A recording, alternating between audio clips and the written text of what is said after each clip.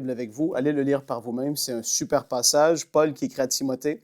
Et il lui dit au verset 20, « Dans une grande maison, il n'y a pas seulement des vases d'or et d'argent, mais il y en a aussi de bois et de terre. Les uns sont des vases d'honneur et les autres sont d'un usage vil. » Il continue, « Si donc quelqu'un se conserve pur, en s'abstenant de ces choses, il sera un vase d'honneur, sanctifié et utile à son maître, propre à toute bonne œuvre. » Donc, ce qu'on vise, c'est d'être un vase d'honneur. Amen. Et là, j'ai quelque chose à vous montrer ici. Là. Est-ce que c'est... Je sentais qu'il préparait là. quelque chose. Et voici ce à quoi je ressemblais. Et c'est pire que ça, hein, c'est sûr, avant de connaître le Seigneur.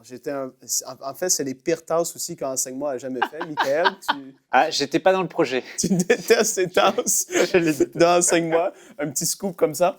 Mais je suis allé briser cette tasse violemment au sous-sol de EMCI avant cette émission pour un peu la raboudiner, pour vous montrer, comme ça, que c'est à quoi qu'on peut ressembler. Et en fait, le bon potier, le Seigneur Jésus, veut pouvoir venir nous façonner, en fait. Et parfois, on ressemble, comme je dis, à ça, et on veut être ces vases dans lesquels Dieu va pouvoir déverser sa présence, dans lesquels il va pouvoir déverser son onction, dans lesquels il va pouvoir faire confiance. Et en fait, moi, si j'ai envie de boire un café, je ne ferai pas confiance à cette tasse, pas une seconde, en fait.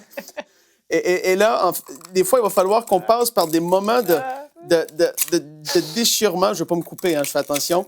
Et en fait, ça peut sembler faire mal au début.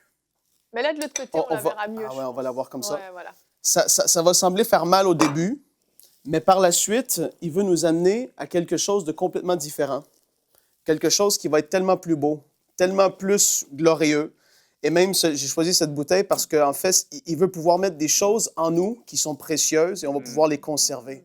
Et une fois qu'on va avoir passé par ce moment qui va être difficile, un peu de, comme je ne veux pas dire forcément brisement, mais à quelque part, oui, il va y avoir du renoncement, il va y avoir des moments où est-ce qu'on va dire, mais Seigneur, cette chose dans ma vie, ça fait 25 ans que je la fais, et puis c'est difficile, et il va dire, non, attends un peu, je veux te façonner. Et là, il va venir, et si on se laisse faire, et c'est seulement si, parce que je vous le garantis que Dieu ne va pas s'imposer, mais on doit se laisser modeler, bien, tôt ou tard, ça va ressembler à ça. Il va y avoir quelque chose de précieux dans lequel on va pouvoir, justement, Dieu va nous utiliser. On va être des vases que Dieu va utiliser pour aller déverser dans la vie même des autres aussi. C'est tellement extraordinaire.